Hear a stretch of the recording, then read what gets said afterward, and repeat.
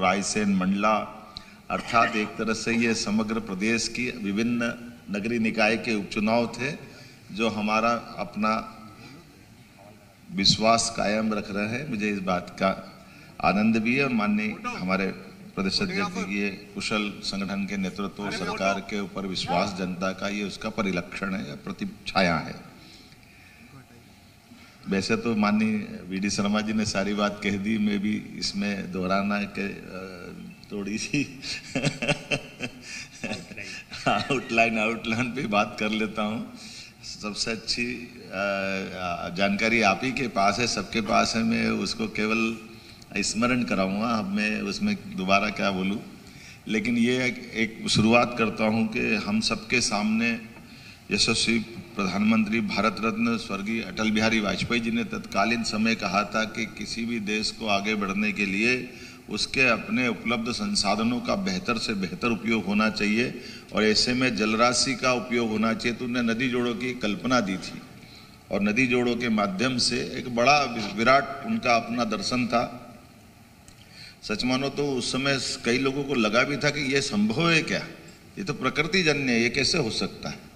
लेकिन इसी बात को यशस्वी प्रधानमंत्री श्रीमान नरेंद्र मोदी जी ने दोबारा जब हमारी मीटिंग ली और उन्होंने कहा कि मोहन जी ये बहुत अच्छा उम्दा आइडिया है, इस पर बढ़ना चाहिए और हमारे राज्यों के अंदर कतिपय कारणों से ये उलझते हैं मुद्दे बिना बात के, और ये जल तो अपने आप रोको, उपयोग करो, अच्छी बात है, अन्यथा उसका अपनी गति है, वो समुद्र से जो उनका नियत मिलन स्थल है वहाँ तक जाएगा, लेकिन लोगों की ज़िंदगी बदल सकता है। और मुझे इस बात की प्रसन्नता है कि मैंने भी उस बात को उनकी बात को गौर से समझते हुए हमने कहा कि अड़चन क्या है, उलझन क्या है, उस उलझन को समझते हुए पहले हमारे पास एक प्रोजेक्ट था केन बेतवा। अब केन बेतवा से शुरू करता हूँ। केन बेतवा हमारे पूर्व मुख्यमंत्री श्रीमान शिवराज जी के समय भी वो हमारा प्रोजेक्ट हाथ में लिया गया था, लेकिन फॉरेस्ट की लैंड टनल के कारण से, उसकी लागत बढ़ने के कारण से और आपस में कुछ विभागों के तालमेल के कारण से अटक रहा था। हमने इसको गंभीरता से आगे लिया और रिजर्व फॉरेस्ट का जो इलाका था उसमें टनल बना करके और पूरे प्रोजेक्ट पे दोबारा 3-4 मीटिंग हमारे यहाँ की और जो उसकी लागत, ये बात सही कि बड़ी लागत बढ़ रही है और केवल 10% राशि हमारी लगेगी उत्तर प्रदेश और मध्य प्रदेश की, बाकी 90,000 करोड़ की राशि भारत सरकार देने वाली। तो ऐसे में पहले जल शक्ति मंत्री गजेंद्र शेखावत जी थे, बाद में अभी पाटिल जी है, CR पाटिल जी के साथ हमारी 3-4 मीटिंग हुई और मुझे इस बात का संतोष है, न केवल हमने समस्या का समाधान किया बल्कि सीमित समय में उसके टेंडर लगा करके आज आपके बीच में डिस्क्लोज कर रहा हूँ, यहीं से बात शुरू करूँगा। यशस्वी प्रधानमंत्री की मौजूदगी में अटल जी की जयंती के अवसर पर, अटल जी का जब शताब्दी वर्ष चलेगा तो हम ये उनकी जन्म जयंती के अवसर पर एक बड़ी सौगात प्रदेशवासियों को देंगे और देशवासियों के सामने अटल जी का वो स्वप्न साकार होते दुनिया में पहली बार दिखाई देगा कि नदी जोड़ों का हमारा अभियान प्रारंभ हुआ है, जिसमें उत्तर प्रदेश और मध्य प्रदेश के हमारे लगभग 11 जिले हैं। जो आपकी जानकारी में है, आप केवल बुंदेलखंड वो इलाका था जो सदैव अपनी वीरता, धीरता, गंभीरता और हर काल में अपने आप को हर दुश्मन के सामने डट करके सीना ठोक करके खड़ा है, जहाँ के लोगों ने अपने खून को पानी समान लड़ करके जान गंवाने में क्षण भर की देर नहीं की, लेकिन प्रकृति की मार के कारण से पूरा क्षेत्र गरीब था। मुझे इस बात का संतोष है, हमारे 11 जिले और बाकी के उत्तर प्रदेश के जिले, इसके माध्यम से कुल मिलाकर के 10 लाख हेक्टेयर क्षेत्र में हम ये सिंचाई करेंगे, जिसमें छतरपुर, पन्ना, टीकमगढ़, निवाड़ी, दमोह, शिवपुरी, दतिया, रायसेन, विदिशा, सागर, ऐसे करके 8.11 लाख हेक्टेयर हमारी ये सिंचाई क्षमता बढ़ेगी और उत्तर प्रदेश की 2.51 लाख हेक्टेयर उनके, अर्थात पूरा बुंदेलखंड इस पानी से सरसब्ज होगा। इसके अलावा पेयजल की सुविधा अलग मिलेगी। 25 तारीख के दिन माननीय मोदी जी ने इसमें आने की स्वीकृति दी है। हमारे लिए दोपहर 1 बजे इसका बड़ा भव्य आयोजन छतरपुर जिले में किया जाएगा। दूसरा एक उसके पहले का 20 साल से लगभग एक पार्वती, काली सिंध, चंबल, ये 3 नदियों का लिंक योजना का प्रस्ताव राजस्थान सरकार के साथ उलझा हुआ था। इसमें हाई कोर्ट, सुप्रीम कोर्ट, हमारे यहाँ से भी आपत्तियाँ थी, राजस्थान को भी कुछ मंजूर नहीं था, जो भी कुछ कारण रहे होंगे, कुछ हमारी विरोधी विचारधारा की सरकारें थी, परस्पर होने के कारण से अटका रही थी। लेकिन हम सब जानते हैं कि ये PKC योजना के तुरंत लागू होने से हमारा ये उत्तर पश्चिमी मध्य प्रदेश अर्थात श्योपुर से लगा करके आगर तक के ये जो हमारे 11 जिले शिवपुरी, गुना, श्योपुर, सीहोर, देवास, राजगढ़, उज्जैन, आगर, इंदौर, शाजापुर, मंदसौर, मुरैना, ये सारे जिले तीनों नदियों के जुड़ने से इनकी पूरी स्थिति बदलने वाली है। और एक तरह से ये चंबल का हमारा जो बेल्ट है अपनी पानी की उपलब्धता के कारण से न केवल कृषि क्षेत्र में बल्कि आबादी के क्षेत्र के साथ साथ औद्योगिक निवेश की दृष्टि से भी बहुत आदर्श क्षेत्र बनेगा। तो मैं मान के चलता हूँ कि इस नदी जोड़ो अभियान में हमने माननीय आपको ध्यान में होगा, हमने मुख्यमंत्री को यहाँ आए भी थे, माननीय भजन लाल जी, हम वहाँ राजस्थान गए, माननीय पाटिल साहब जी के साथ बैठे और मुझे इस बात का संतोष है कि माननीय प्रधानमंत्री जी की मौजूदगी में मैं स्वयं जयपुर में जाकर के प्रधानमंत्री जी के सामने हमारे दोनों राज्यों का एक तरह से सहमति देते हुए इस योजना पे आगे बढ़ते 70,000 करोड़ की इस नई परियोजना को भी प्रारंभ कराएंगे।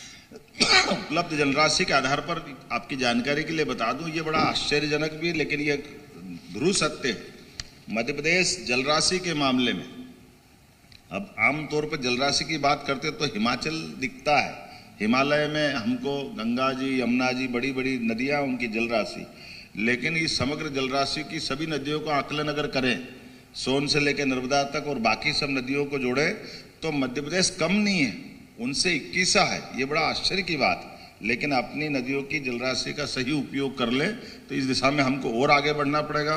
माननीय प्रधानमंत्री जी ने एक सपना और दिया है, हमने उस पर भी काम किया है। राज्यों से नदी जोड़ो वो तो होना ही चाहिए, हाँ, लेकिन हमारा भौगोलिक दृष्टि से मध्य प्रदेश बहुत बड़ा है, तो अपने राज्य की अंदर की नदियों को जोड़ने के प्रोजेक्ट पे भी काम कर रहे हैं। तो राज्य के अंदर की नदी जोड़ो अभियान को हमने हाथ में लिया है और इससे हमारी दोनों तरह की कठिनाइयों को देखा गया कि एक तरफ जैसे इंदौर से निकलने वाली कान नदी, जिसको कोई खान भी कहता, कान भी कहते हैं, खान नदी आमतौर पर छिपराजी में आकर के हमारे मूल नदी के धारा को प्रभावित करती है। उसमें इंदौर का कई बार ये जो सीवर का पानी वगैरह मिलता है तो उज्जैन का पानी गंदा हो जाता है। तो ऐसे में इस नदी को उज्जैन से लगभग 20 किलोमीटर दूर एक डक्ट के माध्यम से पूरी की पूरी नदी पलटा करके गंभीर नदी की डाउन स्ट्रीम है, ऊपर में हमारा डैम बना तो वो नीचे पूरी खाली जगह है, तो ये पानी पूरा वहाँ शिफ्ट करते हुए और उद्योगों को भी देंगे शुद्ध करके। और ये जो हमारी लगभग 1980 के बाद से हमारे हर कुंभ में हमने छिपराजी के जल से स्नान नहीं करा पाए क्योंकि हमारी वर्षा गर्मी में सिंहस्थ आता है। 80 का सिंहस्थ हमने गंभीर से कराया, 92 का सिंहस्थ हमने गंभीर से कराया, 2004 का सिंहस्थ हमने गंभीर नदी से कराया, 2016 में गंभीर भी कम पड़ गया तो नर्मदा जी से कराया। तो साधु संत सहित सबकी मांग रहती थी कि हम स्नान करने छिपराजी में आते और छिपराजी का जल नहीं मिलता है। मुझे इस बात का संतोष है, हम वो अपना जो अशुद्ध पानी अलग करके न केवल छिपराजी का पानी के संग्रह की हमने योजना बनाई कि वर्षा जल को संग्रहित करके ये भी अच्छा प्रयोग पहली बार कर रहे हैं। साबरखेड़ी डैम के आधार पर वर्षा का पानी छिपराजी का संग्रहित करेंगे, लेकिन वहाँ डैम बनाते तो बड़े पैमाने पे इंदौर और उज्जैन के गांव कई डूबते, तो हमने उससे बचाने के लिए वर्षा का पानी के लिए बरसात में ही पंप लगा करके सिलारखड़ी डैम में पूरा एक बड़ा टैंक, बड़ा तालाब स्टोरेज के रूप में काम आएगा। ये पानी हमारी बिजली से हम संग्रहित करेंगे और उसके बाद फिर ग्रेविटी के माध्यम से सने सने उसको छोड़ करके पूरे साल, केवल सिंहस्थ में नहीं, पूरे साल छिपराजी का जल मिलेगा, ताकि ये जो सबकी भावना का सम्मान भी हो, वो सच्चे अर्थों में उज्जैन की इस भाव के आधार पर कि हम अपने धार्मिक स्थलों पर जो मन की भावना रहती है उस पर काम करते हैं। लेकिन और ऐसे गरीब कल्याण के काम आपने ध्यान दिया होगा, 7 दिन के अंदर ही हमने हुकुमचंद मिल पर मजदूरों की राशि लौटा करके जो बड़े पैमाने पर 4,800 से ज़्यादा श्रमिक परिवार के 224 करोड़ का भुगतान किया था, जिसके माध्यम से 30 साल पुराना एक विवाद चल रहा था, जिसके बलबूते पर कई 1,000 से ज़्यादा लोग तो काल के प्रवाह में दिवंगत हो गए। हमने कहा कि नहीं, ये गारंटी सरकार की थी। एक छोटी सी उलझन के कारण से कलेक्टर कहते थे हमने लीज पे इंडस्ट्री वालों को दिया, तो इंडस्ट्री की सारी देनदारी इंडस्ट्री वाला देगा। इंडस्ट्री है ही नहीं, जो 60-70 साल पहले, 100 साल पहले मिल लगा था, वो मर गए या पता नहीं कहाँ चले गए। ऐसे में मजदूर और सरकार के बीच क्लेश था। हमने पॉलिसी बनाई पूरे प्रदेश के अंदर ऐसे कोई भी उलझे हुए मसले जिन पे मजदूर और सरकार के बीच में लैंड को लेकर दिक्कत है, तो हमने कहा ये लैंड सरकार ले लेगी, लेकिन 200 करोड़ 300 करोड़ 400 इसके बलबूते पर न केवल हुकुमचंद मिल, बल्कि इस मॉडल पे पहले हमने उज्जैन में विनोद विमल मिल का समाधान किया था। अब बताइए 224 करोड़ कुल देना था हुकुमचंद मिल वालों को, लेकिन ये जमीन हमको हाउसिंग बोर्ड के माध्यम से 3000 करोड़ की जमीन मिली। तो ऐसे में सरकार के कोई नुकसान भी नहीं हुआ और मजदूरों का समाधान भी हो गया। दिवाली की तरह आनंद आया उस दिन माननीय प्रधानमंत्री जी ने जो इसका लोकार्पण किया था। इस अवसर पर हमने कहा कि जेसी मिल ग्वालियर, सज्जल मिल रतलाम, उज्जैन का श्री सिंथेटिक पाइप फैक्ट्री या प्रदेश के ऐसे कौन कौन से लेबर से उलझे मसले गरीबों के लिए, इस सब पे हम इस तरह से आगे बढ़ेंगे। ये कुछ चीज़ें तो मैं आपको बाकी डिटेल बाद में बता दूंगा, लेकिन कुल मिलाकर के जो बात अपन कह रहे हैं कि हमारे जितनी भारत सरकार की स्वनिधि योजना, संबल योजना के माध्यम से 1,73,00,000 से लोगों का पंजीयन हमने किया, जिसमें 40,000 से अधिक लोगों को 895 करोड़ की राशि का एक साल में हमने वितरण किया है। सामाजिक सुरक्षा योजना, प्रधानमंत्री आवास योजना, स्वामित्व योजना, जिसमें 24 लाख लोगों को भू अधिकार पत्र हमारे द्वारा दिए गए हैं।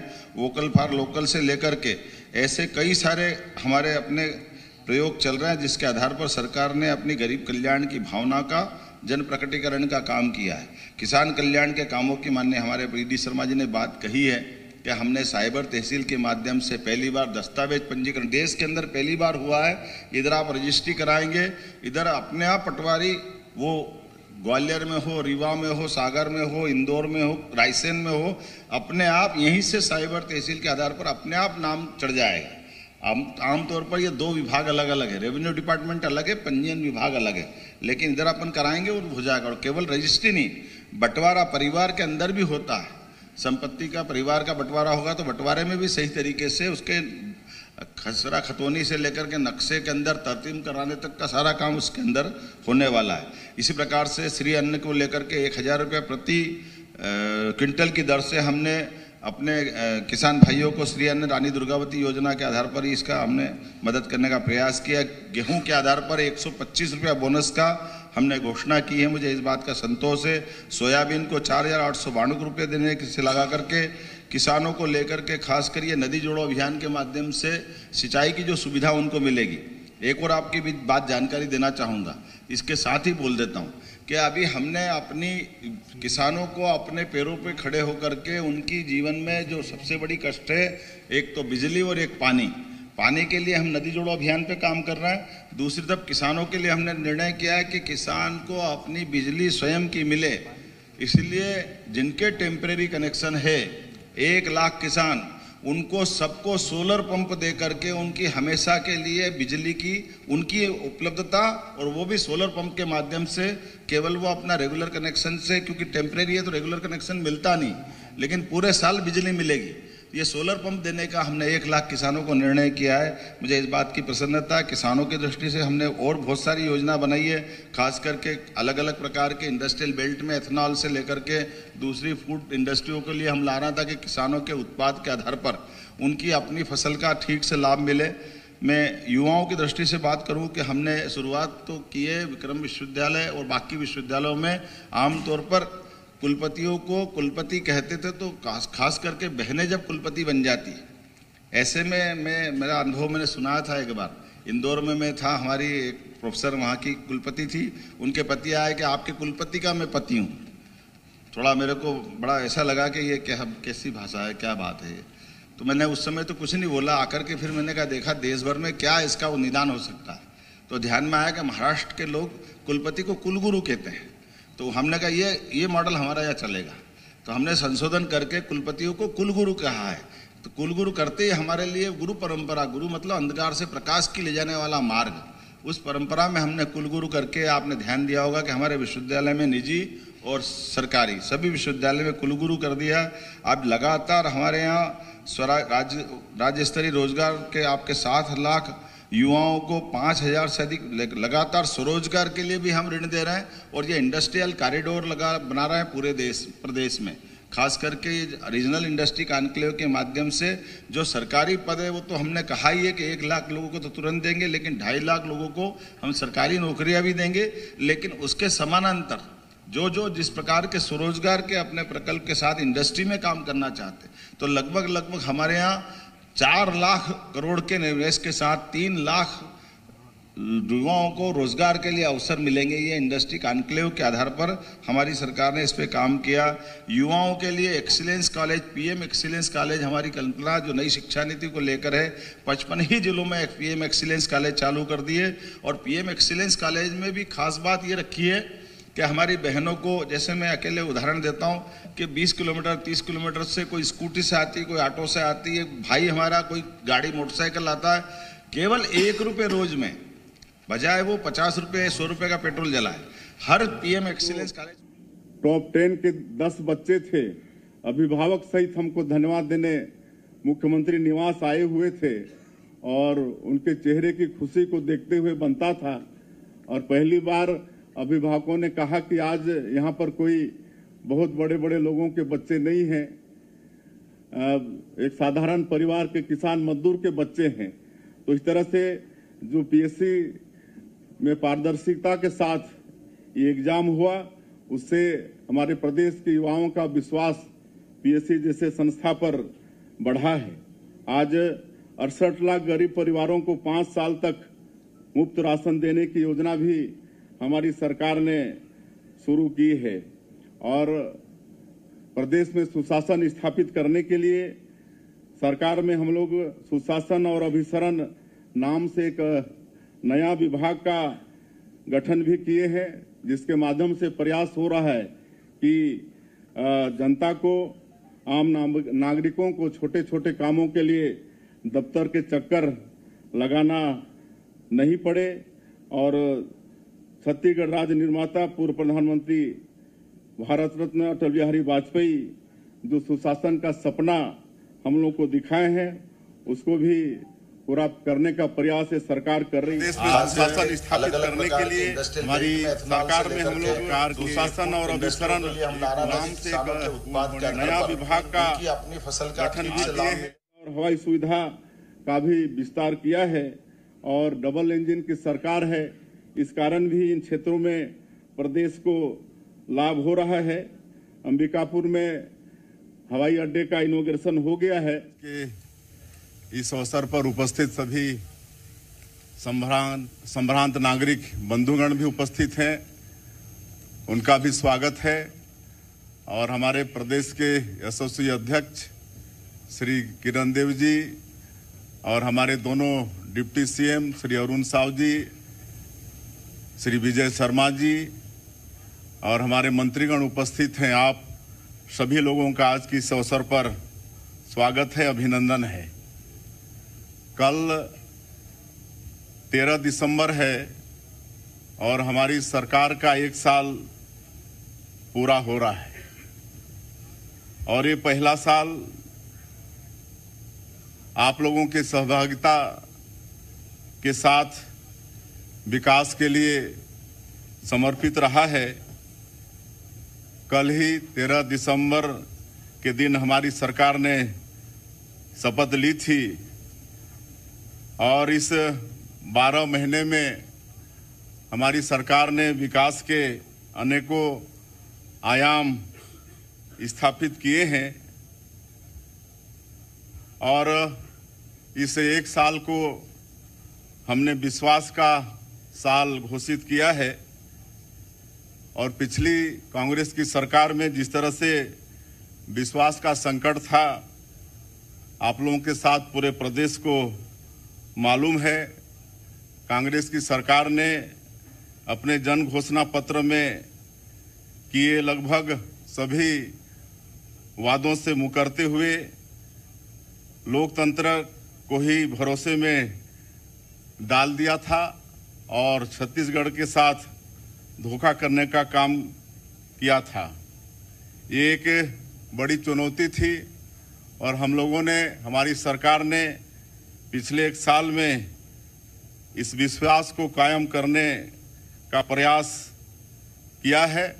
और आज जब 1 साल पूरा होने को है तो उसके 1 दिन पहले आज हमारी पूरी सरकार, हमारे दोनों यशस्वी डिप्टी सीएम और हमारे ऊर्जावान मंत्रीगण और हमारे सम्मानीय प्रदेश अध्यक्ष जी, आप लोगों के माध्यम से छत्तीसगढ़ की देवतुल्य जनता को धन्यवाद देने के लिए, उनका जो आशीर्वाद पिछले विधानसभा में हमारी भारतीय जनता पार्टी को मिला,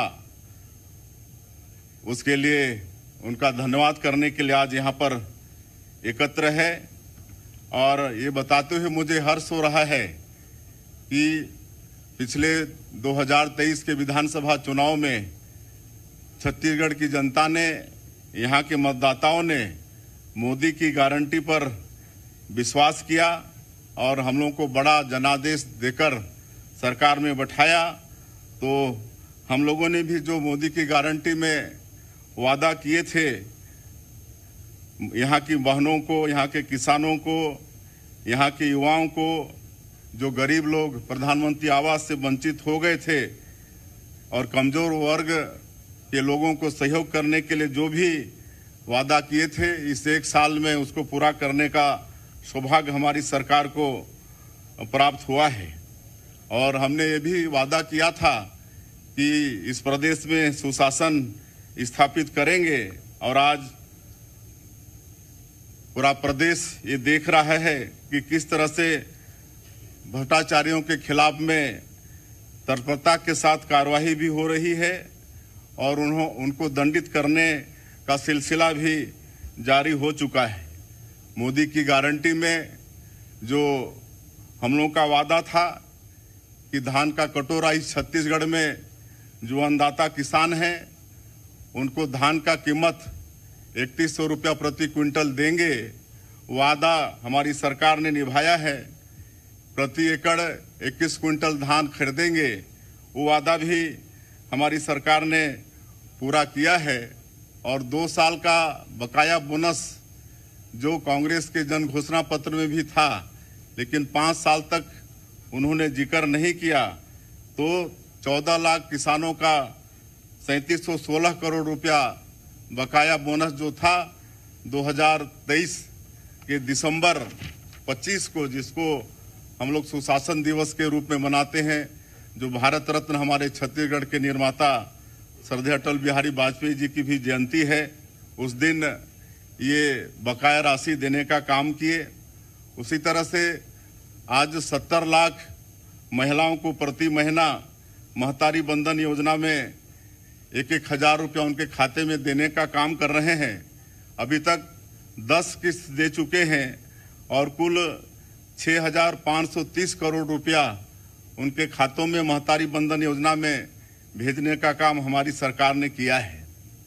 हमारे आदरणीय प्रधानमंत्री जी का भी ये वादा था चुनाव कैंपेनिंग के दौरान कि छत्तीसगढ़ में भारतीय जनता पार्टी की सरकार बनती है तो मुख्यमंत्री का पहला काम होगा कि जो पिछली सरकार में 18 लाख गरीब लोग प्रधानमंत्री आवास से वंचित हो गए हैं और उनका आवास स्वीकृत करना, मुझे बताते हुए गौरव हो रहा है कि 13 दिसंबर 2023 को सरकार शपथ ली और दूसरे ही दिन 14 दिसंबर को पहला कैबिनेट बुलाकर 18 लाख प्रधानमंत्री आवास की स्वीकृति कैबिनेट से हम लोग पास करा लिए और आज गौरव के साथ बता रहे हैं कि हम लोग गृह प्रवेश भी करा रहे हैं प्रधानमंत्री आवास का और लगातार स्वीकृति भी दे रहे हैं।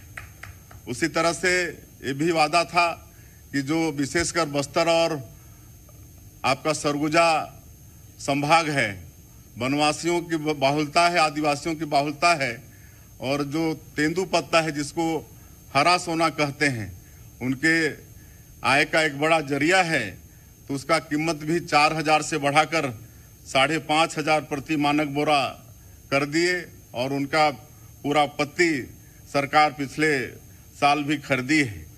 नई शिक्षा नीति भी इस प्रदेश में लागू किए हैं जिसमें शिक्षा के साथ साथ उसको रोजगार परक की भी व्यवस्था है।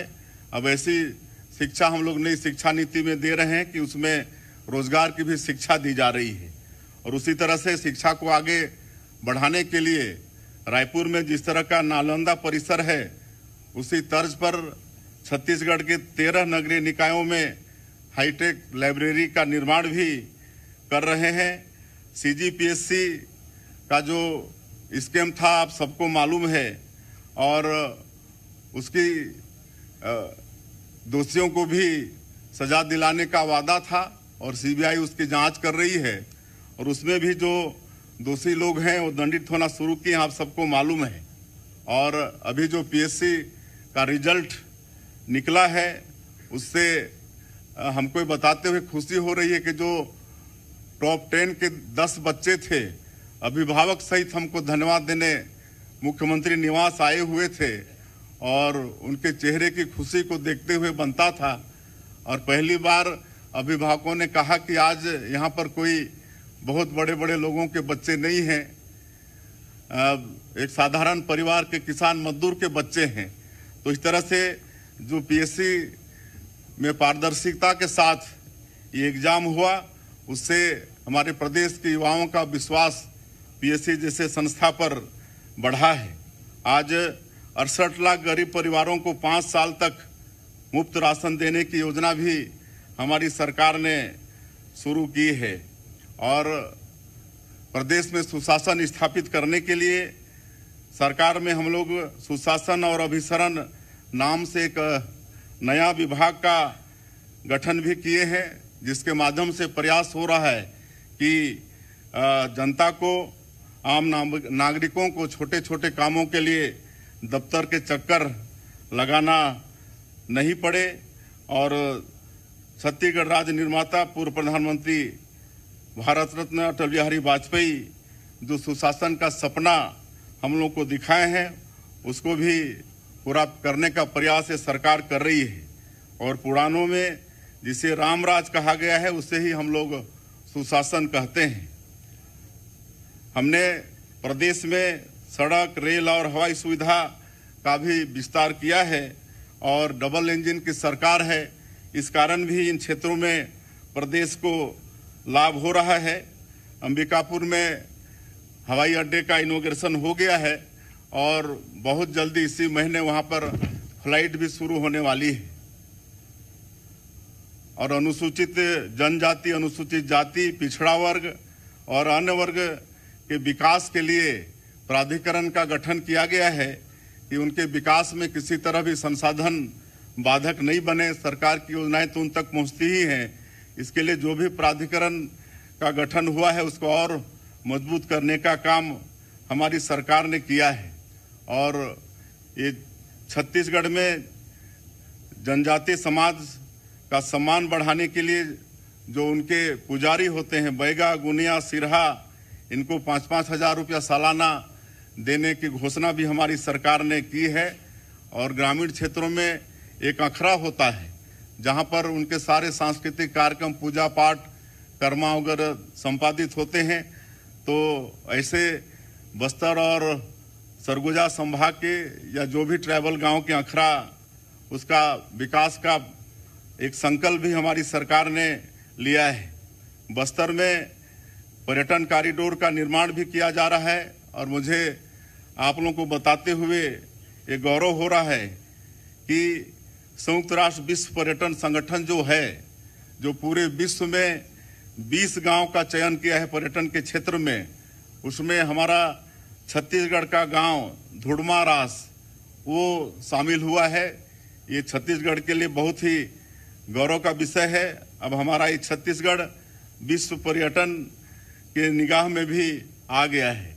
हमारे जसपुर में एक प्राकृतिक मधेश्वर पहाड़ है जो प्राकृतिक विश्व का सबसे बड़ा शिवलिंग है और उसको मान्यता मिली है, भी गौरव का विषय है। और भगवान राम से छत्तीसगढ़ का गहरा नाता है। माता कौशल्या का ये मैके है और भगवान राम जो हमारे भाचा हैं, अपने 14 साल के वनवास काल में से 10 साल हमारे छत्तीसगढ़ में गुजारे हैं। तो हमारी सरकार ने रामलला दर्शन योजना का भी शुभारंभ किया है और इसके तहत आज 20,000 से ज़्यादा राम भक्त अयोध्या जाकर भगवान राम का दर्शन करके आ गए हैं। हमारी सरकार ने नई उद्योग नीति 2014-2030 इसका भी लॉन्च किया है और इसमें हमारे प्रदेश के युवाओं को स्वरोजगार मिले, इस पर विशेष ख्याल किया गया है। सूक्ष्म लघु और मध्यम उद्योग को रियायत देने पर भी नई उद्योग नीति में प्रावधान किए गए हैं और उद्योग नीति में अनुसूचित जाति, जनजाति, महिला उद्यमी, सेवानिवृत्त अग्निवीर, भूतपूर्व सैनिक, नक्सल प्रभावित, आत्मसमर्पित नक्सली और जो तृतीय लिंग के उद्यमी को विशेष प्रोत्साहन का प्रावधान नई उद्योग नीति में किए हैं। और नक्सलवाद के साथ भी जिस तरह से हमारी सरकार मजबूती के साथ लड़ रही है, आज पूरे देश को मालूम है। और माननीय हमारे देश के यशस्वी गृह मंत्री श्री अमित शाह जी मार्च 2026 तक ये नक्सलवाद को पूरे देश से समाप्त करने का संकल्प लिया है और उस दिशा में डबल इंजन की सरकार के कारण भी इस लड़ाई में हम लोगों को लाभ हो रहा है। अभी एक साल के अंदर 213 नक्सलियों को मुठभेड़ में मार गिराए हैं और कुल 1750 नक्सली या तो आत्मसमर्पण किए हैं या उनकी गिरफ्तारी हुई है। और ऐसे क्षेत्रों में हम लोग नियत नेलानार योजना, ये गोंडी भाषा में है, इसका हिंदी अनुवाद है आपका अच्छा गांव। इसके माध्यम से सरकार की योजनाओं को पहुंचाने में वहां पर हम लोग सफल हो रहे हैं। लगातार सुरक्षा कैंप खुल रहे हैं और एक सुरक्षा कैंप खुलना मतलब सुरक्षा कैंप के 5 किलोमीटर रेडियस में जितने भी गांव आते हैं वहां सरकार की सुविधाओं को पहुंचाना। और अभी तक एक वर्ष में 37 सुरक्षा कैंप खुल चुके हैं और 96 से ज़्यादा गांव में नियत नेलानार योजना के माध्यम से वहां सड़क, बिजली, पानी, राशन कार्ड, वहां शिक्षा, चिकित्सा की व्यवस्था दुरुस्त कराने में हमारी सरकार सक्षम हुई है। एक साल में 4 मेडिकल कॉलेज भवन का निर्माण की प्रक्रिया शुरू हो गई है। जांजगीर, चांपा, कबीरधाम, मनेंद्रगढ़, गीदम में नए मेडिकल कॉलेज भवन के लिए 1020 करोड़ रुपया सैंक्शन किया गया है। और इस प्रदेश ने डबल इंजन की सरकार के कारण बड़ा तेजी से साल भर में विकास किया है। सड़क के क्षेत्र में कुल 31,000 करोड़ रुपया की परियोजना, 31,000 करोड़ रुपए का विकास काम स्वीकृत हुआ है। और इस तरह से प्रदेश में सड़कों का ये नेटवर्क का जाल बिछेगा। उसी तरह से अनेक नई रेल लाइन की भी स्वीकृति पिछले एक साल में मिली है। तो इस तरह से एक साल में हर क्षेत्र में विकास करने का प्रयास इस सरकार ने किया है। और जिस तरह से पिछले रायपुर दक्षिण के विधानसभा उपचुनाव में हम लोग को सफलता मिली है, क्योंकि ये प्रदेश की राजधानी, यहाँ सभी तरह के लोग रहते हैं, सभी जगहों के लोग रहते हैं और वहाँ जो हम लोग को हमारी पार्टी को ऐतिहासिक सफलता मिली है, सफलता इतनी बड़ी कि कांग्रेस का प्रत्याशी जितना वोट पाया है उससे ज़्यादा की जीत हमारे प्रत्याशी की है, भारतीय जनता पार्टी की है। तो ये इस बात का प्रमाण है कि छत्तीसगढ़ की जनता ने मोदी की गारंटी पर और हम लोगों ने जो सरकार के माध्यम से हर वर्ग के विकास के लिए छत्तीसगढ़ के अंदर में एक साल में काम किया है, उस पर मुहर लगाई है। अब 1 नवंबर 2025 अगले साल आएगा तो हम लोग रजत जयंती वर्ष में प्रवेश करेंगे। मैं तो कुछ नहीं बोला, आकर के फिर मैंने कहा देखा देश भर में क्या इसका बलिदान हो सकता है। तो ध्यान में आया कि महाराष्ट्र के लोग कुलपति को कुलगुरु कहते हैं, तो हमने कहा ये मॉडल हमारा यहाँ चलेगा।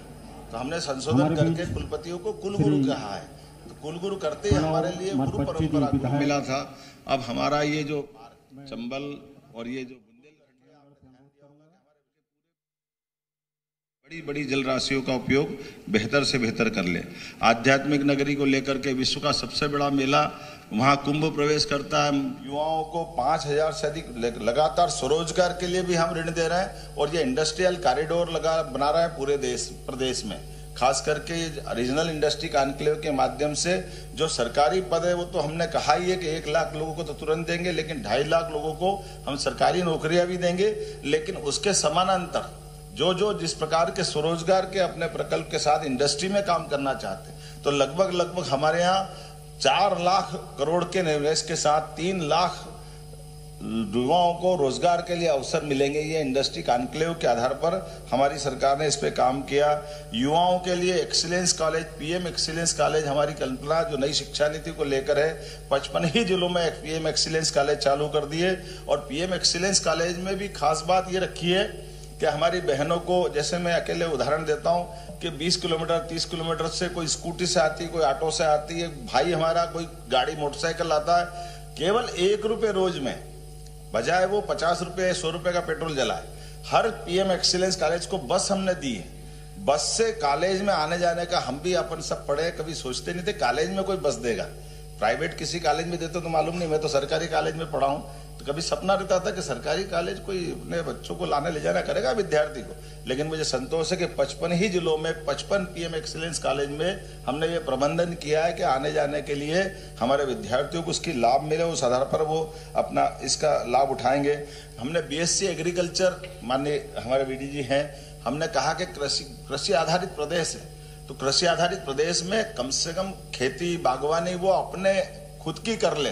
तो बीएससी एग्रीकल्चर के लिए ये सभी दायरों को थोड़ा सा अपने सरकारी मापदंड के आधार पर निर्धारित करते हुए, जो भारत सरकार की गाइडलाइन है, हमने बीएससी एग्रीकल्चर को सभी शासकीय विश्वविद्यालय और अच्छे एक्सीलेंस वाले जो कॉलेज है वहां तक लेकर के कृषि संकाय के आधार पर भी लोग अपना काम धंधा करें, इस दिशा में आगे बढ़ रहे हैं। डेयरी उद्योग को प्रोत्साहन देने के लिए डेयरी के से जुड़ी हुई तकनीक के आधार पर ये भी इसके कोर्स को हमने जबलपुर के बाद इसको अन्य विश्वविद्यालय में ले जा रहा है धीरे धीरे करके।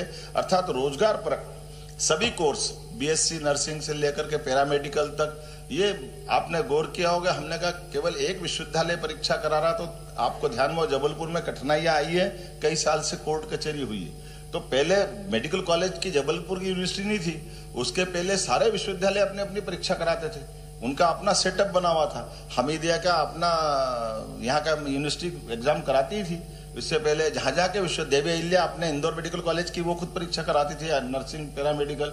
हमने वो वापस उस तरह में बढ़े, और ये नई शिक्षा नीति इस बात को प्रोत्साहन भी देती है कि हमको हमारे सभी बच्चों को समान विश्वविद्यालय, अब समान केवल लॉ की छोड़ करके सारे कोर्स के सभी विश्वविद्यालय में दायरे में आना चाहिए। हम इस दिशा में लगातार आगे बढ़ रहे हैं। मुझे इस बात की प्रसन्नता है कि विद्यार्थियों के लिए अंक सूची, उनके अपने ट्रांसफर सर्टिफिकेट, टीसी, ये सब ऑनलाइन कर दी है। कोई अभी वो अपना जमाना गया कि सबको अपनी मार्कशीट संभालते फिरो, कोई गुम हो गया तो दिक्कत आ रही, दोबारा बनाना। डीजी लॉकर के माध्यम से सभी युवाओं के लिए पूरे प्रदेश में अपने दस्तावेज का जहां से भी लोगे, केवल अपना लॉक खोलोगे, आप दस्तावेज किसी को भी बता सकते हो।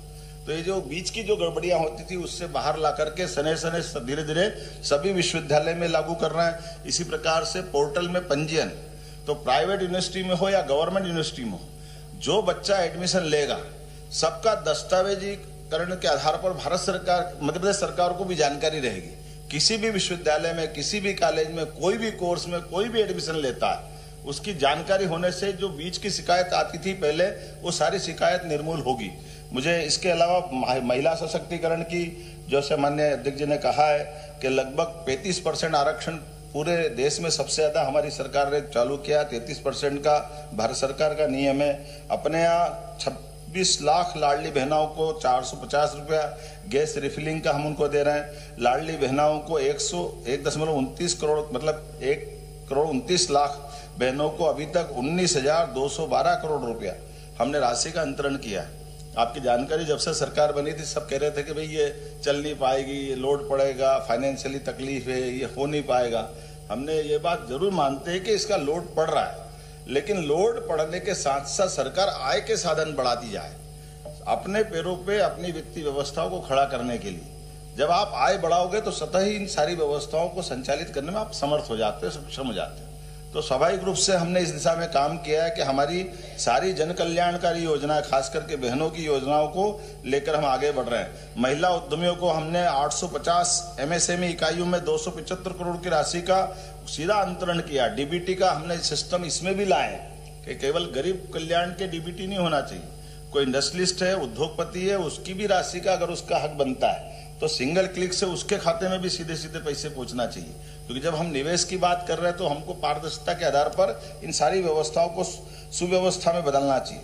सैनिटेशन और हाइजीन योजना में 19 लाख बहनों को, बालिकाओं को 57 करोड़ की राशि सीधे सीधे उनके खाते में हमने डालने का प्रयास किया। ऐसे आहार योजना से लेकर बहुत सारी योजनाओं पे विस्तार से आपको दस्तावेज मिलेगा जिस पे अपन बात करेंगे। मैं उद्योग निवेश के संबंध में तो दोहराना चाहूंगा कि अभी इस जनवरी तक हमारे करीब करीब सभी संभागों में रीजनल इंडस्ट्री कॉन्क्लेव हो जाएगी, लेकिन 2025 का तो पूरा वर्ष हमने उद्योग वर्ष के रूप में ही मनाने का निर्णय किया। अर्थात संभाग से भी हम नीचे ले जा करके सभी जिलों तक औद्योगिकरण की इस अभियान में सबको सहभागी बनाना चाह रहे हैं। हर एक कोई किसी भी सेक्टर में निवेश करना चाहे। परमात्मा की दया से मध्य प्रदेश के अंदर भूगर्भ संपदा, वन संपदा, जल संपदा, भौगोलिक भूमि पर्याप्त है। ऐसे में हम अलग अलग प्रकार के, पहला हमारा चरण है अपने स्थानीय उद्योगपति जो ऑलरेडी काम कर रहे हैं वो अपना काम करें, उनके काम को बढ़ाए। दूसरा, एक काम से दूसरे काम में जो जाना चाहते हैं उसको भी मदद कर रहे हैं। तीसरा, इसके अलावा देश के अंदर के बाकी उद्योगपति जो अपने अलग अलग बड़े बड़े ब्रांड नाम से काम कर रहे हैं वो आकर हमारे प्रदेश में काम करें, हम उसको भी मदद करने को तैयार है। चौथा, इसके अलावा कोई विदेश के बैठे हुए निवेशक है वो भी आना चाहे तो समान रूप से हम इस पे पूरे पे काम कर रहे हैं। मुझे इस बात का संतोष है कि लगभग इसी आधार पर 4 लाख करोड़ का, जैसे मैंने पहले अपना उल्लेख किया, और इसके लिए हमने उज्जैन, जबलपुर, ग्वालियर, सागर, रीवा, नर्मदापुरम और अगले महीने 16 तारीख को हम शहडोल संभाग की करेंगे। फिर भोपाल में पहली बार ग्लोबल इंडस्ट्रीज कॉन्क्लेव करेंगे। माननीय प्रधानमंत्री जी ने उसकी भी समय अपनी अनुमति दी है। वो 24 फरवरी को हमारे यहाँ ये कॉन्क्लेव होगी जिसमें माननीय प्रधानमंत्री जी स्वयं शामिल होंगे।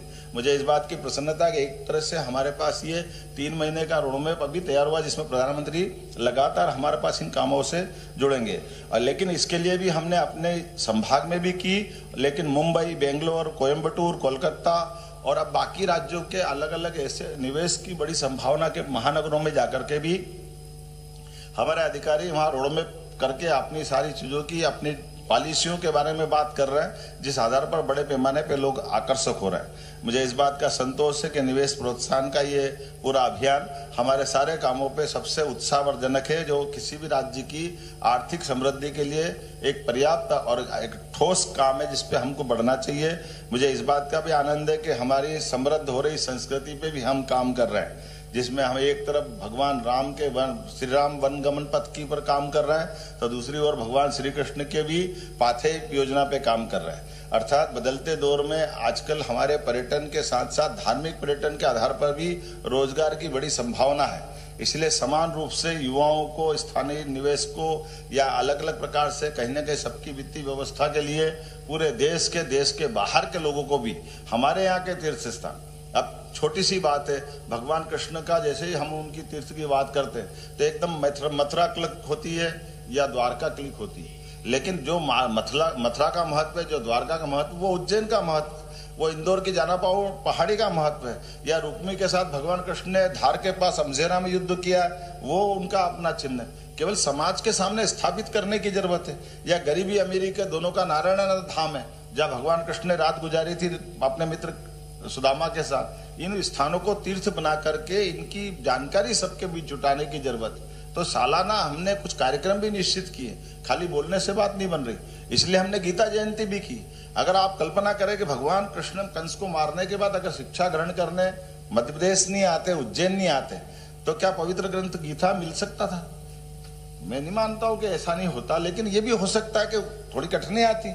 लेकिन आज उनके आचार्य सांदीपनी में आकर के जो उन्होंने शिक्षा ग्रहण की, ये आचार्य जी का अपने शिष्य के माध्यम से दुनिया में हमारी शिक्षा गौरवान्वित हुई। मुझे इस बात की प्रसन्नता है। सुशासन के लिए आपने सबने देखा ही है, साइबर तहसील से लगा करके हमने प्रयास किया था। आपको मालूम है कि यहाँ बीआरटीएस से दिक्कत आ रही थी, ये बीआरटीएस को हमने हटाने का काम किया। इंदौर में भी हमने कहा, कोर्ट के सामने प्रस्ताव रख रहे हैं कि भाई अगर समय के साथ बदला माहौल तो हमको जनता की सुविधा की तरफ आगे बढ़ना पड़ेगा।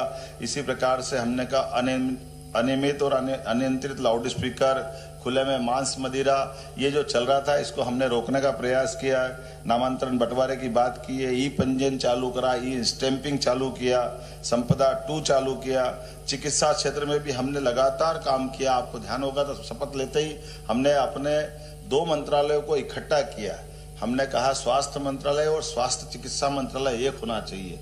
पूरे दुनिया में ऐसा ही एक ही जगह होता था, केवल हमारे कुछ राज्यों में ही है कि स्वास्थ्य मंत्रालय अलग, स्वास्थ्य चिकित्सा अलग। ऐसे में 2 जगह हॉस्पिटल लाओ, 2 जगह स्टाफ लाओ, बहुत सारी संकट होते थे। आज इस बात का इस संतोष है कि हमारे एक मंत्री माननीय राजेंद्र शुक्ला जी दक्षता से काम कर रहे हैं। और आप इसके आंकड़े भी देख लो। इस आंकड़े का परिणाम है कि 2004-05 के पहले केवल 5 मेडिकल कॉलेज हमारे पास थे, लेकिन आज की स्थिति में 17 मेडिकल कॉलेज हमारे चल रहे हैं गवर्नमेंट के और 13 मेडिकल कॉलेज प्राइवेट स्तर के। लेकिन अब हमने पीपीपी मॉडल पे 14 मेडिकल कॉलेज लगाने की बात की और 8 निर्माणाधीन है। सब मिलाकर के 51 मेडिकल कॉलेज हमारे यहाँ 1 साल के अंदर हो जाएंगे। तो ये जो अपनी मेडिकल कॉलेज को लेकर के बड़ी उपलब्धि होगी, पूरे देश के अंदर इतनी तेज गति से मेडिकल कॉलेज खोलने वाला कोई राज्य नहीं है। एक तरह से हमारे से अगर संख्या के आंकड़े में देखें तो ये 37 मेडिकल कॉलेज अकेले तमिलनाडु के हैं, लेकिन उसको 75 साल हो गए बनाते बनाते। लेकिन हमारे यहाँ ये 2 साल के अंदर ये प्रगति होगी, एक तरह से ये उत्साहवर्धक है। लेकिन इसके अलावा भी बहुत सारी चीजें हैं, जैसे मेडिसिटी का कंसेप्ट आया और मेडिसिटी भी गवर्नमेंट की भी है, प्राइवेट की भी है। दोनों रूप में समान रूप से चलने के लिए हमने कल्पना भी की और इसमें सार्थक भूमिका भी निभाई। इसका परिणाम आया कि 5 आयुर्वेदिक मेडिकल कॉलेज भी चलाने की हमने इस साल घोषणा कर दी, जो 5 मेडिकल कॉलेज भारत सरकार से भी मंजूरी मिल गई। लेकिन हमने 13 का संकल्प रखा, 7 मेडिकल कॉलेज अगली बार खुलेंगे। ऐसे करके जो एलोपैथिक का महत्व है वो आयुर्वेदिक का भी महत्व है। और हमारे यहाँ तो वन संपदा है और वन संपदा में जितना इसका आने वाला समय में वेलनेस को लेकर के काम होता है, तो मेडिसिटी में हमारा आयुर्वेदिक, होम्योपैथिक, एलोपैथिक सभी प्रकार की चिकित्सा और एक स्थान पर वो पूरी सिटी का कल्पना लेते हुए माननीय मोदी जी की जो कल्पना उस पर हम काम करें। माननीय अध्यक्ष जी ने एयर एम्बुलेंस का उल्लेख किया है। एयर एम्बुलेंस भी दोनों प्रकार की है। एयर एम्बुलेंस से हमारी जहाँ हवाई पट्टी नहीं है वहाँ हेलीकॉप्टर से जाने वाले, जहाँ हवाई पट्टी है वहाँ प्लेन लेके जा रहे हैं। मुझे इस बात का संतोष है, हमारे स्वास्थ्य मंत्री जी यहाँ बैठे हैं। अब रीवा में 24 घंटे हमारा एयरपोर्ट चालू है, तो सर्वाधिक रूप से 24 घंटे हमारे एयर एम्बुलेंस चलती रहती है। अभी हमारे माननीय मंत्री प्रद्युम्न तोमर जी के भैया के लिए आपके क्षेत्र में मैं बताना चाहूंगा कि पन्ना के अंदर एक खदान अधिकारी रिटायर्ड सुबह पति पत्नी घूमने जा रहे थे, घूमते आने पीछे से ट्रक चढ़ गया, पहिया पूरा पैर उनका पन्ना में ऐसा खत्म ही हो गया था एक तरह से। एयर एम्बुलेंस आई, तुरंत उसको उठाकर लिफ्ट किया, बंसल हॉस्पिटल में भर्ती किया, भले ही उनका पैर निकालना पड़ा लेकिन जान बच गई। तो ये जो आज के जमाने में व्यवस्था है उसका केवल सदुपयोग करने की जरूरत।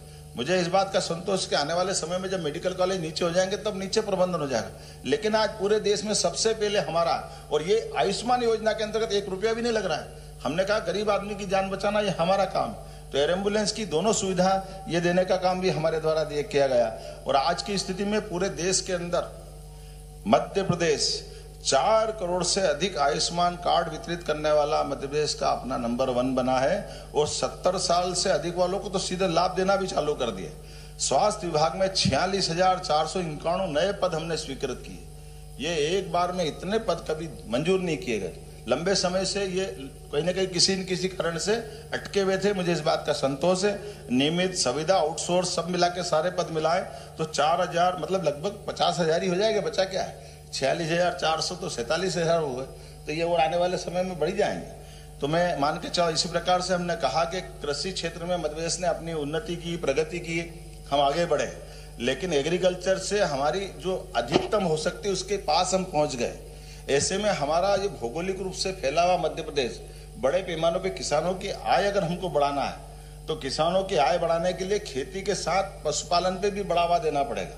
और पशुपालन को बढ़ावा देते हुए हमने नेशनल डेयरी डेवलपमेंट बोर्ड के माध्यम से MOU किया है कि हमारे सभी दुग्ध संघों में नई मशीनें लाएंगे, नई दुग्ध संयंत्र लगाएंगे। सभी प्रकार की पंचायतों तक हमारे दूध उत्पादन की देश की जो हमारी क्षमता, अभी देश में हमारा कंट्रीब्यूशन 9% है, लेकिन 9% को हम 20% तक ले जाएंगे। 20% ले जा करके ये न केवल हम अपने पैरों पे खड़े होंगे बल्कि इसके माध्यम से किसानों की आय बढ़ाएंगे। इसलिए दूध के उत्पाद बने। अभी दूध के कुल उत्पाद का 2% हम उपयोग कर पा रहे हैं। बाकी अपने अलग अलग प्रकार से ही उसका उपयोग होता। तो अपनी उत्पाद की ठीक से कीमत मिले, किसानों की आय और बढ़े, इस दिशा में दूध उत्पादन का हमने ये संकल्प लिया है। और दूध उत्पादन के साथ साथ ये जो गोवंश है, आपकी जानकारी के लिए बता दूं कि हमने स्वच्छता नगर की बात करते हैं, और स्वच्छता नगर में अगर अस्वच्छ होते तो पशु और इनके कारण से जो कष्ट होता, इसका समाधान भी खोजने का प्रयास किया कि हमने नगरीय निकायों से, नगर निगम से चालू किया, और बड़ी बड़ी गौशाला, और बड़ी गौशाला में भी जो बूढ़ी, अपाई, लावारिस इस प्रकार का गोवंश है, उनको रखने की क्षमता नगर निगम के माध्यम से शासन ने वित्तीय व्यवस्था की है। और व्यक्तिगत स्तर पे केवल नगर निगम या सरकारी निकाय या गौशाला में गाय या गोपालन नहीं होना चाहिए, लोग अपने जीवन में भी रखें। इसलिए 10 से ज्यादा जो गोमाता पालेगा उसको भी अनुदान देंगे। ये योजनाओं के माध्यम से हर व्यक्ति के जीवन में बदलाव आए, वो आर्थिक रूप से समृद्ध हो। इसलिए गौ संरक्षण को लेकर हम काम कर रहे हैं। गौशालाओं के लिए भी जो 20 रुपया प्रति गोमाता हम राशि देते थे, उसको 40 रुपया प्रति गोमाता की राशि देकर के एक तरह से हमने इस पे काम किया। घायल गाय माता के लिए हाइड्रोलिक केटल लिफ्टिंग वाहन हमने दिया है, जिसमें प्रति 50 किलोमीटर पे वाहन गो एम्बुलेंस उपलब्ध करा रहे हैं, ताकि कोई घायल, बीमार या कोई कारण से गोमाता रहे तो उसके जीवन में भी बदलाव लाए। टाइगर रिजर्व की तो बात ही क्या, कल का हमने 1 साल उन्हीं के नाम पे किया है। जब हमारा दिन में जब रातापानी टाइगर रिजर्व के समय हमारे रायसेन, सीहोर, भोपाल, विदिशा, होशंगाबाद के मित्रों के साथ दिन में हमारा एक कार्यक्रम होने वाला है, जिसमें रातापानी टाइगर रिजर्व बहुत लंबे समय से अटका हुआ था। ये टाइगर रिजर्व का बनते ही आज हमारी देश की एकमात्र राजधानी हो जाएगी, जो सबसे एक तरह से ये टाइगर रिजर्व के अंदर ही आ गई, समझ लो। इतने नजदीक पूरे देश में कोई राजधानी नहीं। मुझे इस बात का संतोष है, हमने इस पे भी काम किया है। और इसके बाद ये 8वां टाइगर रिजर्व बना, और 9वां हमारा माधव टाइगर रिजर्व बनने वाला है, जिसकी भारत सरकार ने औपचारिकता कर दी है। हमारा भी अधिसूचना जारी हुई है, एक थोड़ी प्रोसेस बची है, तो इसी 15-20 दिन में एक बड़ी चीज हो जाएगी। चीता कॉरिडोर से लेकर के बाकी सारी बातें तो आपने सबने देखा ही है। अब स्थायी रूप से हाथी भी हमारे यहाँ बस गए। हाथी के बसने से हमारे राज्य में कुछ चुनौतियां भी आई है, कुछ हमको सीखने को भी मिल रहा है, कुछ हमको भी इसके लाए, क्योंकि लगभग 100 साल पहले तक हाथी रहते थे, लेकिन आज की स्थिति में 100 के आसपास हाथी हमारे पास आ गए, और वो जा नहीं रहे। और जाना के साथ हमको उनके जैसे टाइगर बस रहे, टाइगर के रिजर्व पार्क बना रहा है, ऐसे हाथियों के लिए भी स्थायी रूप से हमको प्लान करना है। इसलिए समान रूप से हमने सभी राज्यों में जहाँ हाथी है, वहाँ के फॉरेस्ट और बाकी चीजों का अनुभव क्या है, तो अधिकारियों को भेज करके हम उनकी ट्रेनिंग भी करा रहे हैं। मैं स्वयं भी जनवरी में काजीरंगा जो असम का पार्क है, मैं वहाँ खुद जाने वाला, मेरी मुख्यमंत्री से बात हुई है कि हम एक ठोस समाधान निकालें, ताकि ये जो मानव और हमारे हाथियों के संघर्ष ये कम से कम हो सके। और कुल मिलाकर के स्थायी रूप से हम इनको बसाएंगे तो इन व्यवस्थाओं पे आने वाले समय में इनकी संख्या भी बढ़ेगी। हो सकता अभी 2 माधवनगढ़ और इधर टाइगर पार्क पे आगे बढ़ते जाएंगे तो हमारी कोई कष्ट नहीं आना चाहिए। मैं उम्मीद कर रहा हूं कि जिस प्रकार से हमने रेस्क्यू सेंटर बढ़ाने का निर्णय किया कि हमारे हर संभाग में जहां हमारे रिजर्व पार्क है उनके आसपास में हम रेस्क्यू सेंटर भी बढ़ाएंगे, ताकि इनकी कोई कष्ट आता है तो उसका इलाज भी समाधानकारी हो। और कुल मिलाकर के हमारी जो वन्य जीवों के प्रति भावना, उस भावना में हमारी सद्भावना और ये खासकर संवेदना भी जुड़ी दिखाई दे। कानून व्यवस्था को लेकर के पहली बार वारंट और सम्मन तामील करने के लिए ई वारंट की बात कही। डिजिटल अरेस्ट के मसले तो आपने देखा ही है कि हमारी सरकार के माध्यम से हमने साइबर तहसील से नीचे थानों तक डेस्क चालू की है, और ये बड़ी चुनौती है, ये बहुत बड़ा काम है, लेकिन हम इस पे चरणबद्ध रूप से इसका समाधान करने जा रहे हैं। विभिन्न 22,000 से ज्यादा थानों की सीमाएं बदली। ये आजादी के बाद पहली बार हुआ कि थानों की इतनी बड़ी बड़ी सीमाएं थी, जिसका युक्तियुक्तकरण हमने सबसे मिलकर करने का प्रयास किया। और इसी का एक चरण हमने ये अपने जिलों की संभाग की पुनर्सीमा के लिए आयोग बनाया, जो हमारे सभी जिलों की युक्तियुक्तकरण के आधार पर इनकी सीमाओं का पुनर्मूल्यांकन का काम करेगा, ताकि कानून व्यवस्था सहित सभी विकास के मामलों में भी प्रशासनिक दक्षता से काम हो सके। सिंचाई का रकबा बढ़ाने की बात मेरी हो चुकी है, लगभग ये हमारा अभी मैं आज भी जा ही रहा हूँ सीधा अलीराजपुर जैसे क्षेत्र में भी एक बड़ा आज हमारा नई परियोजना का हम भूमि पूजन करेंगे। अब 4,197 करोड़ का जावद नीमच ये सूक्ष्म सिंचाई परियोजना, आमतौर पे चंबल का हमको लाभ नहीं मिलता मंदसौर नीमच को, लेकिन अपने बूंद का एक जल की एक बूंद का लाभ मिले किसानों को, इस दिशा में हम काम कर रहे हैं। तो ये प्रत्येक क्षेत्र में हो रहा है, और अभी तक नर्मदा जी के माध्यम से लाभ मिला था। अब हमारा ये जो चंबल और ये जो बुंदेलखंड का बेल्ट है, कुल मिलाकर के पूरे प्रदेश के अंदर सभी बड़ी बड़ी जल राशियों का उपयोग बेहतर से बेहतर कर ले। आध्यात्मिक नगरी को लेकर के विश्व का सबसे बड़ा मेला वहां कुंभ प्रवेश करता है। वृश्चिक राशि में इसलिए कुंभ होता है, हमारे यहाँ सिंह राशि में बृहस्पति प्रवेश करते हैं इसलिए सिंहस्थ होता है। लेकिन ये विश्व के सबसे बड़े मेले और सबसे बड़े मेले, तो इसके लिए हमारी जवाबदारी भी उतनी बढ़ जाती। ऐसे में इन मेलों की व्यवस्था सुव्यवस्था में बदले। मैंने माननीय प्रधानमंत्री जी से बात की 2 दिन पहले, उन्होंने कहा तुरंत आप अपने दल भी भिजवाओ प्रयागराज में भी, और सारे बड़े बड़े प्रबंधन सारे तुरंत प्रारंभ करो। ये अपने प्रदेश की बड़ी गरिमा का स्थान है। और उज्जैन तो वो स्थान है जहां अब हमारे पास प्रतिदिन 2 लाख से ज्यादा अपने धार्मिक पर्यटन के लोग आ रहे हैं। एक साल में सबसे ज्यादा देश में धार्मिक पर्यटक आने वाला स्थान अब हमारा मध्य प्रदेश और उज्जैन बना है। तो ऐसे में इनका प्रबंधन पूरे साल करने की जरूरत। बहुत सारे काम उस पर हम कर रहे हैं। इसका टास्क फोर्स बना दिया है, प्लान बना दिया है। हरिद्वार की तर्ज पर स्थायी रूप से साधु संतों को बसने के लिए हम खुद भूखंड देंगे, ताकि टेम्परेरी रूप का जो झंझट रहता है वो खत्म हो जाए। अपने सत्यमित्रानंद जी ने तो सालों पहले हरिद्वार में कितना बड़ा बिल्डिंग बनाया, वो 8 मंजिल, कितने मंजिल है ना, कितना भव्य बना, कितने साल पहले बनाया। तो हमने कहा जब वहां बन सकता, हरिद्वार में भी तो कुंभ होता है, तो उज्जैन में क्यों नहीं बन सकता। और उज्जैन में भी सभी साधु संतों इतना आनंद के साथ सभी साधु संतों ने स्वागत किया है, सब आने को तैयार है। हमने प्राधिकरण को बोल दिया कि एक बड़ी योजना बनाए और सारे लोगों का ये स्थायी समाधान करे। पर्यटन के लिए हमने कहा कि हमारा भौगोलिक दृष्टि से मध्य प्रदेश बड़ा है, तो आवागमन के लिए हमारी अपनी वायु सेवा होना चाहिए। मुझे इस बात की प्रसन्नता है, पीएम श्री पर्यटन वायु सेवा प्रारंभ करने के बलबूते पर पहले तो ये हमने शुरुआत की थी, तो हमको बड़ा आश्चर्य भी लगा। आजकल सब लोग वायुयान से ऐसा सफर करना चाहते कि पर्यटन विभाग ने जब लॉन्च की तो इंदौर से उज्जैन भी लोग विमान से आ रहे थे। तो हमने कहा ये इंदौर से उज्जैन आ रहा हो, 90% ऑक्यूपेंसी जा रही है, लेकिन हमारे पास इतने विमान नहीं है। तो हमने धीरे से उसको बंद किया कि इंदौर उज्जैन तो चलेगा, इंदौर भोपाल भी छोड़ो, लेकिन सिंगरौली भोपाल चलेगा। हमने पहले शुरू में किया तो ये सर्किट बहुत काम कर रहा है, लेकिन अब बदलते हमने कहा जो दूर वाले हैं पहले प्रोजेक्ट, तो सर रीवा भोपाल, जबलपुर भोपाल, सिंगरौली भोपाल, ऐसे नए रूट बनाए।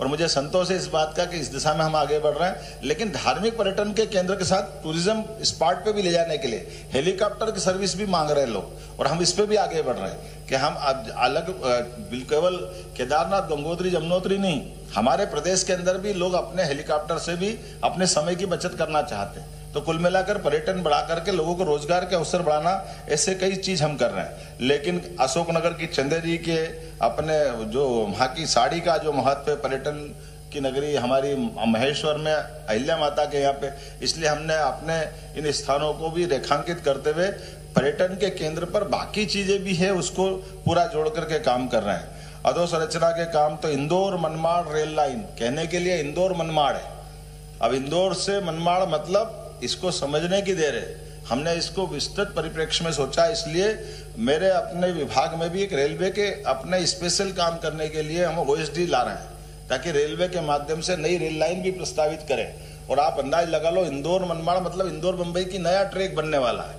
ये लगभग हमारा 18,036 करोड़ का माननीय मोदी जी के माध्यम से ये 309 किलोमीटर का इतना बड़ा ये अपना प्रोजेक्ट बनेगा। इसके माध्यम से जो अभी तक हमारा दिल्ली बंबई कॉरिडोर है, इसमें इंदौर के माध्यम से बंबई जाएंगे तो 4 घंटे की बचत होगी, लगभग 250 किलोमीटर बचेगा।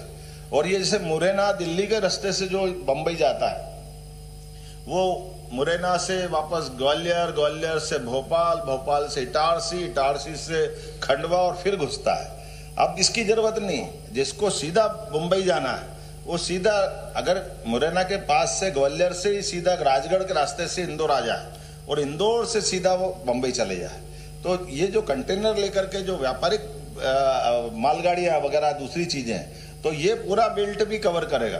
तो हमने प्लान बनाया कि ये रेल लाइन जो अभी थोड़ा जहां हमारे पास औद्योगिकरण की काफी गुंजाइश है, राजगढ़, गुना, अशोकनगर या उज्जैन इंदौर से होते हुए, तो ये पूरे रेल ट्रैक का लाभ लेंगे। इसी प्रकार से जो इंदौर से दिल्ली से आने वाला नागदा से जो गुजरात होके बम्बई जाती है, उसको भी इंदौर के ट्रैक से जोड़ रहे हैं। कुल मिलाकर के एक एक रेल लाइन का उपयोग प्रदेश की बेहतरी के लिए कैसे क्या हो सकता है। इसी प्रकार से मेट्रो ट्रेन के बारे में भी बात की, लेकिन वंदे मेट्रो की बात भी कर रहे हैं। जो बड़ी रेल लाइन है वंदे मेट्रो और मेट्रो में अंतर ये है, मेट्रो की स्पीड केवल 80 किलोमीटर की होती और वंदे मेट्रो की स्पीड 160 की होती।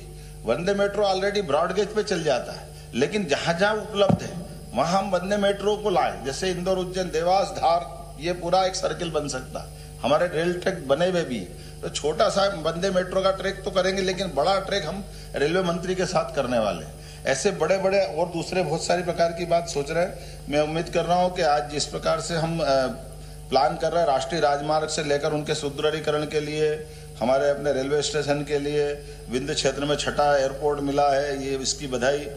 ग्वालियर में सबसे कम समय में एयरपोर्ट बना, इसका भी बड़ा एक तरह से मध्य प्रदेश को लाभ मिला माननीय मोदी जी के माध्यम से।